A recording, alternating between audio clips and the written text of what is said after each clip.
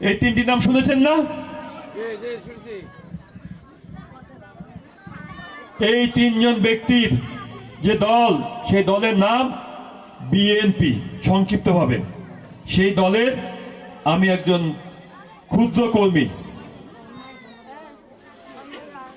আমার নেতা বলেছেন, রাজনীতি করতে হলে জনগণের সাথে যেতে হবে, জনগণের পাশে থাকতে হবে, সুখ দেখে সাথী হতে হবে। আমরা সেই কাজটাই করি।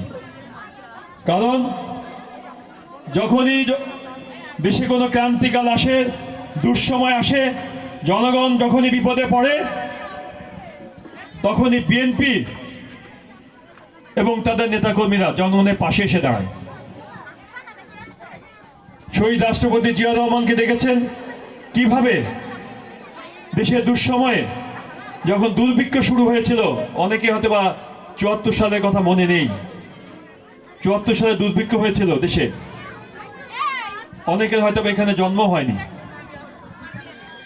এতটাই ভয়াবহ ছিল, ডাস্টবিনে মানুষ আর কুকুর একটুকু খাবার টানা হেঁচড়া করে খেত। এতটাই ভয়াবহ ছিল, লজ্জা নিবারণের জন্য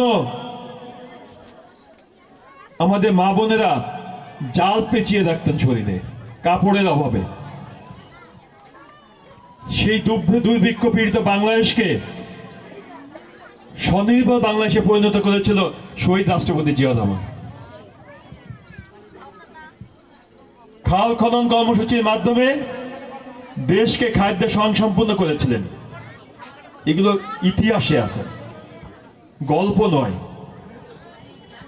শহীদ রাষ্ট্রপতি জিয়া রহমান একটি দুর্ভিক্ষ পীড়িত বাংলাদেশকে খাদ্যে স্বয়ংসম্পূর্ণ করেছিলেন। বিশ্বের বুকে এটি স্বনির্ভর রাষ্ট্রে পরিণত করেছিলেন। তেমনি তার পরবর্তীতে দেশনেত্রী বেগম খালেদা জিয়া, যারা এখানে আছেন অনেকে চিনেন কিভাবে নিজের জীবন বিসর্জন দিয়ে দেশের মানুষের পাশে দাঁড়িয়েছিলেন। দেশের মানুষের দুঃসময়ে দেশের মানুষকে ফেলে পালিয়ে যাননি, কিংবা নিজের সুখ শান্তির জন্য আপোষ করে আরামে থাকেননি।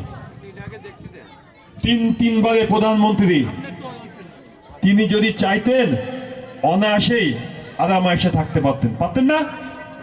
পারতেন। থাকেননি কারণ তিনি জনগণের অধিকার নিয়ে আন্দোলন করেছিলেন।